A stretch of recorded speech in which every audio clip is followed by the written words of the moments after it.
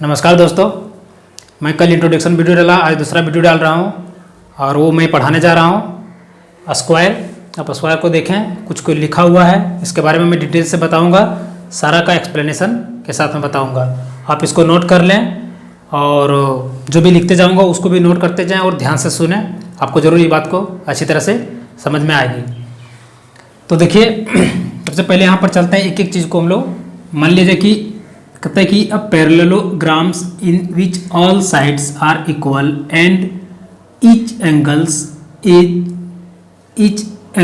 Is a right angle is called a square. यानी कि यह parallelogram in which all sides, a parallelogram का मतलब होता है कि जैसे ये पैरेलल हो गया है ना, तो इधर से भी पैरेलल और इधर से भी पैरेलल, ये दोनों पैरेलल हो गया। पैरेलल मतलब नेवर मीट ईच अदर।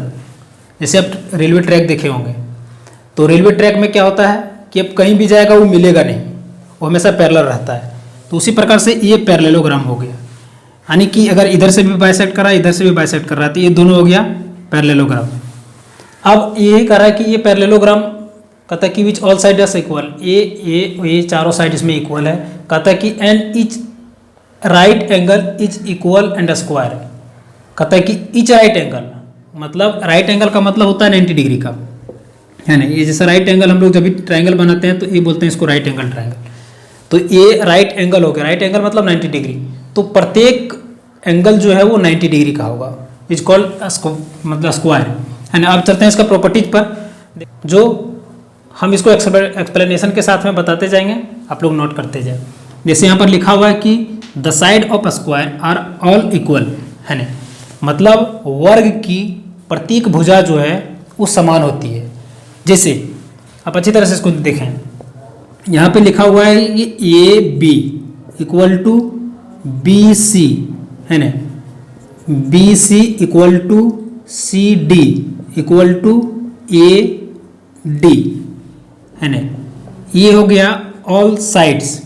अगर आप वर्ड में जिस तरह लिखें उसी तरह इसको भी लिखें, लेकिन इसको थोड़ा स्टैंडर्ड वर्ड में इस तरह लिखें कि समझ में आ जाएगा कि ये भी जो है ये बी सी के बराबर है और बी सी सी डी के बराबर में है और सी डी जो है वो ए डी के बराबर में है ना। अब आगे यहाँ पर देखेंगे कि मान ले जाए, बोलेंगे कि सर बराबर है, तो बराबर मतलब जैसे अगर इसका कोई भी एग्जाम्पल हम यूनिट में ले लेते हैं, अगर मान लीजिए कि इसका 10 सेंटीमीटर ले लिए, है ना, तो बी सी भी 10 सेंटीमीटर ही होगा। उसके बाद सी डी लेंगे, ये भी 10 सेंटीमीटर ही होगा। अगर ये लेंगे तो ये भी 10 सेंटीमीटर का होगा। मतलब हर तरह से ये साइड जो होगा वो इक्वल होगा। मान लीजिए कि कई बार होता है कि इस तरह का मार्क दिया हुआ रहेगा, मान लीजिए स्क्वायर बना हुआ है इस तरह से, इस तरह से, इस तरह से, इसका मतलब है कि वो समझ लेना है कि ये इक्वल है ना। और अलग अलग जो है, जैसे रेक्टेंगल हो गया और अलग चीज़ में रहेगा, तो दो में दिया हुआ रहेगा, इसका एक मतलब है कि ये जो है इसके बराबर में है और ये दोनों इसके बराबर में है। तो ये समझ में आएगा कि साइड किसको कहते हैं। अब कहता है कि each angle of square is 90 degree, है ना। Each angle of square is 90 degree, इसका मतलब है कि प्रत्येक एंगल 90 डिग्री का है ना। अब इसको लेंगे, जैसे मान लिया कि हो गया एंगल ये 90 डिग्री, एंगल बी ये हो गया 90 डिग्री, एंगल सी ये हो गया 90 डिग्री, एंगल डी ये हो गया 90 डिग्री, है ना। मतलब प्रत्येक कोण 90 डिग्री का है। इसको इस तरह से भी लिख सकते हैं, angle A equal to angle B equal to angle C equal to angle D equal to 90 degree, मतलब प्रत्येक कोण 90 डिग्री का होता है। अब ध्यान देना है इसमें से कि अगर मान लिया जाए कि एग्जाम मतलब क्वेश्चन निकालते समय क्या कहता है कि एक एंगल दे दिया जाता है, एक स्क्वायर है, इसमें मान लीजिए कि एक 90 डिग्री का दे देगा, बोलेगा इसका वैल्यू क्या होगा, है ना। तो हम जान रहे हैं कि प्रत्येक कोण 90 डिग्री का होता है, तो इसको बिना बताए और बिना एग्जाम्पल बिना निकाले हम लोग लिख सकते हैं कि वो 90 डिग्री का है ना। तो इस तरह से हम लोग निकालेंगे। चलते हैं डायगोनल में। कहता है कि the diagonal of squares are equal and bisect each other at right angle. ये सबसे इंपॉर्टेंट है कि द डायगोनल ऑफ स्क्वायर, ये अक्सर लोग भूल जाते हैं ये बात को। द डायगोनल ऑफ स्क्वायर मतलब एक वर्ग का जो विकर्ण है ना, वर्ग का विकर्ण, ये इसको मतलब ए से सी तक जो लाइन गया है डॉट डॉट में, और बी से डी तक जो डॉट डॉट में लाइन गया है, इसको बोलते हैं विकर्ण, यानी कि डायगोनल। ये बाइसेक्ट करता है एट ए पॉइंट, एक जगह है जहाँ पे बाइसेक्ट कर रहा है। अगर यहाँ पर हम ओ दे देते हैं तो ओ पर बाइसेक्ट कर रहा है, और वो जो है कहता है कि बाइसेक्ट ईच अदर, एक दूसरे को बाइसेक्ट कर रहा है। ये सी और बी डी जो एक दूसरे को बाइसेक्ट कर रहा है वो राइट एंगल बना रहा है, वहाँ पर 90 डिग्री बना रहा है। सबसे बड़ा खासियत इसमें यही है कि इसका एंगल ये भी होता है, जहाँ पर एडजेसेंट साइड मिला होता है वहाँ भी 90 डिग्री का बनाता है, और बाइसेक्ट करता है डायगोनल वहाँ भी 90 डिग्री का बनाता है। तो ये हो गया। इसको हम इस तरह से भी लिख सकते हैं, जैसे मान लीजिए कि एंगल, अगर हम एंगल बना करके लिखें तो angle A O B equal to 90 degree हो गया, angle B O C equal to 90 degree हो गया, एंगल सी ओ डी ये 90 डिग्री हो गया है ना, और एंगल डी ओ ये हो गया 90 डिग्री। सभी एंगल 90 डिग्री होगा, और इसमें ये डायगोनल जो होता है वो इक्वल होता है ना, इक्वल होता है। इसका अगर हम इसको लिखें तो लिख सकते हैं कि ए सी इक्वल टू बी डी, ये हो गया इसका प्रॉपर्टीज। अब मान लीजिए कि बच्चे समझ नहीं पाते हैं खासकर कि अगर एक स्क्वायर दिया हुआ है उसमें अगर एक डायगोनल दे दिया गया 5 सेंटीमीटर, तो बोलेगा दूसरा डायगोनल क्या है। तो हमको प्रॉपर्टीज अगर मालूम रहेगा तो हम आसानी से बना सकते हैं। जैसे मान लीजिए कि ए सी इक्वल टू बी डी, तो ये नहीं सोचना पड़ेगा कि दूसरा डायगोनल उसमें क्या होगा, ये तो हम बता सकते हैं कि नहीं। अगर ए सी अगर मान लिया जाए कि इसमें ए बी सी डी है, अगर बी डी अगर 5 सेंटीमीटर है तो ए सी भी 5 सेंटीमीटर होगा। ये प्रॉपर्टी से हम लोग आसानी से निकाल सकते हैं और बता सकते हैं। अब इसमें से हम कुछ फार्मूला लिख के हैं, और फार्मूला लिख करके उसमें एग्जाम्पल से क्वेश्चन भी देते जाएंगे और उसको बताते जाएंगे, साथ ही साथ अच्छी तरह से समझ में आ जाएगा। देखिए हम लोग यहाँ तक तो पढ़ चुके थे है ना, the diagonal of A square, इसके बारे में जान चुके थे। अब हम लोग चलते हैं फार्मूला पर। ये फार्मूला जो है सभी लोग कंफ्यूज हो जाता है कि क्या है। प्रॉपर्टी जब जान रहे हैं तो फार्मूला अपने आप बन जाता है। जैसे एरिया ऑफ स्क्वायर है ना, एरिया ऑफ स्क्वायर का मतलब होता है साइड इंटू साइड। अगर मान लिया जाए कि ये स्क्वायर है तो साइड इंटू साइड, हम साइड तो इसको बोलते हैं है ना, साइड। अब side into side area of square, इसको हम लोग इस तरह से भी लिख सकते हैं। अगर यहाँ पर लिखेंगे तो ये स्क्वायर भी लिखा जाता है ना। तो साइड इंटू साइड अगर मान लिया जाए, इसमें अगर एक ठो साइड अगर दे दिया गया है 5 सेंटीमीटर, तो उसका एरिया निकालना है तो क्या लिखेंगे हम लोग। एक नंबर में अगर देखें तो area of square equal to side into side, means 5 into 5। अगर ये सेंटीमीटर में है तो इसका यूनिट जो होगा वो सेंटीमीटर स्क्वायर में आएगा है ना। ये वाला हो गया।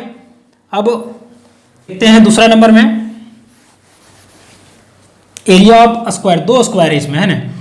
अब देखना है कि एरिया दोनों चीज से कैसे निकलता है। अगर दिया हुआ डायगोनल, मान लिया जाए कि ये रेक्टेंगल है, ये इसका डायगोनल है। अगर डायगोनल 5 सेंटीमीटर दिया हुआ है ना, ये डायगोनल अगर 5 सेंटीमीटर है तो उसका क्या लिखेंगे, लिखेंगे एरिया ऑफ स्क्वायर। ये कंफ्यूज नहीं होना है कि 2 एरिया होता है तो फार्मूला क्या लगाएंगे। ये स्पष्ट पता चल जाएगा कि स्क्वायर में अगर डायगोनल दिया हुआ है तो डायगोनल वाला फार्मूला लगाएंगे। मतलब जो फिगर रहेगा वह फिगर में दिया हुआ रहेगा कि डायगोनल ये है इतना 5 सेंटीमीटर है, तो क्वेश्चन रहेगा तो उसमें डायगोनल लिखा रहेगा इतना सेंटीमीटर है ना। तो ये हो गया 5 सेंटीमीटर। अब लिखते हैं यहाँ पर डायगोनल फार्मूला का, इसका फार्मूला क्या होता है 1/2 into diagonal square, D square भी शॉर्ट में लिख सकते हैं इसको। 1/2 इंटू 5 इंटू 5 2 बार है, इसको अगर इस तरह से लिखेंगे तो स्क्वायर हो जाएगा 1/2 इंटू 5 इंटू 5। इसको ऊपर में इंटू कर देंगे कितना हो जाएगा 25/2। अब इसको डिवाइड करेंगे तो कितना हो जाएगा 22.5 सेंटीमीटर स्क्वायर, अगर स्क्वायर यूनिट में है तो। ये समझ में आ गए। अब चलते हैं तीसरा नंबर में। तीसरा नंबर में क्या है 1 2 3 पैरामीटर। देखो पैरामीटर क्या होता है, पैरामीटर ऑफ स्क्वायर दो तरीके से निकाल सकते हैं ना। पैरामीटर ऑफ स्क्वायर हम लोग दो तरीके से निकाल सकते हैं। जैसे कोई भी फिगर है तो फिगर निकालने के लिए क्या करते हैं हम लोग, जब स्क्वायर एक शेप दिया हुआ, एक क्वाड्रिलेटरल शेप में है और सभी साइड इक्वल है, तो हम लोग ये फॉर्मूला यूज करते हैं। नहीं तो वैसे अगर बोला जाता है जनरली कि एक फिगर दे दिया जाए और उसको बोला जाता है कि नहीं आप इस फिगर का जो है, इस तरह का फिगर अगर बना हुआ है तो उसका आप पैरामीटर निकालिए। तो पैरामीटर निकालने का एक ही तरीका होता है, अगर हमको मालूम नहीं हो कि वो शेप किस आकार में है, या तो क्वाड्रिलेटरल में है या रेक्टेंगल में है या तो रोम्बस में है, तो सिर्फ अगर क्वाड्रिलेटरल दिया हुआ हो तो उसका the sum of all sides कर देंगे। तो उसको दो तरीका से निकाल सकते हैं।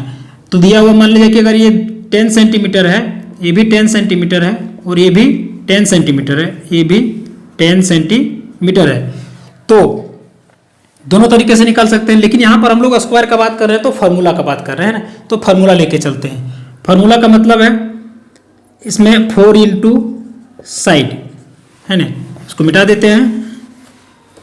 4 इंटू साइड, 4 इंटू साइड।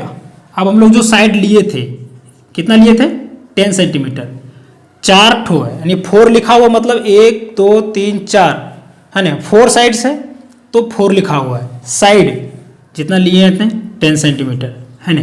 अब इसमें इंटू कर देंगे, कितना होगा 40 सेंटीमीटर। इसमें स्क्वायर यूनिट नहीं देंगे, ये चीज़ ध्यान रखना है। चलिए अब हम लोग चलते हैं डायगोनल पर। 2 इंटू ये का मतलब हो गया, ये का मतलब हो गया साइड। हम नोट कर ले, अगर ये का मतलब समझ में नहीं आ रहा है तो मान लिया जाए कि अगर 4 नंबर में एक स्क्वायर दिया हुआ है और उसमें एक ठो साइड अगर मान लिया 15 सेंटीमीटर का है ना, ये 15 सेंटीमीटर का है तो डायगोनल निकालना है ना। यानी कि डायगोनल का मतलब हो गया ये विकर्ण, ये वाला अगर निकालना है तो उसको कैसे निकालेंगे। तो इसको निकालने के लिए क्या करेंगे, फॉर्मूला लिखेंगे डायगोनल ऑफ स्क्वायर। हम यहाँ शॉर्ट फॉर्म में लिख रहे हैं क्योंकि इतना स्पेस भी नहीं है और थोड़ा लेंथी भी हो जाएगा वीडियो, तो हम शॉर्ट में लिख रहे हैं।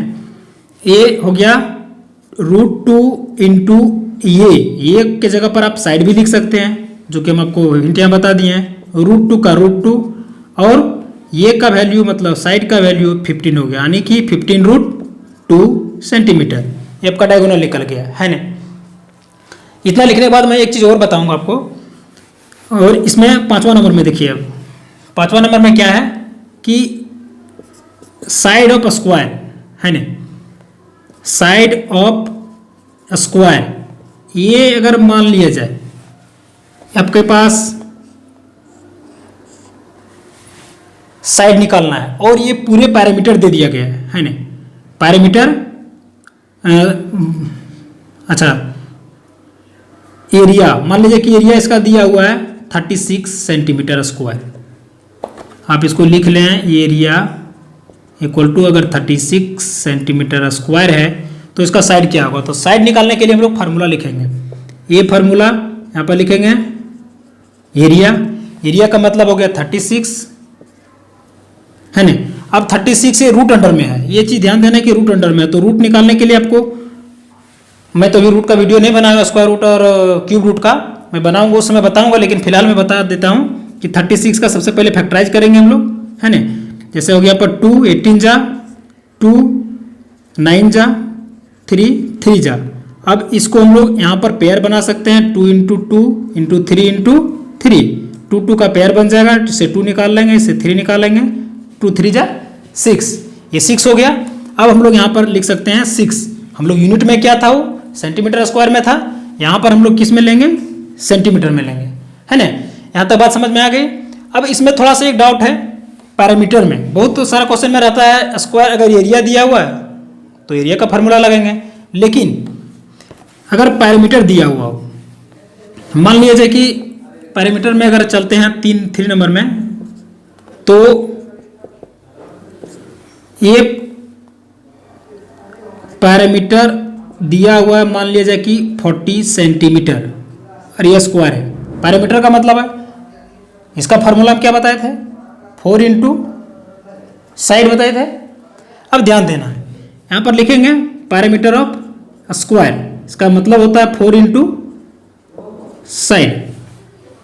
इस तरह से लिखेंगे, या तो अरेंज करने के लिए देखिए यहाँ पर हम लोग पहले इस तरह से बना लेते हैं। पैरामीटर कितना दिया हुआ 40, तो इसको 40 लिख दिए, है ना।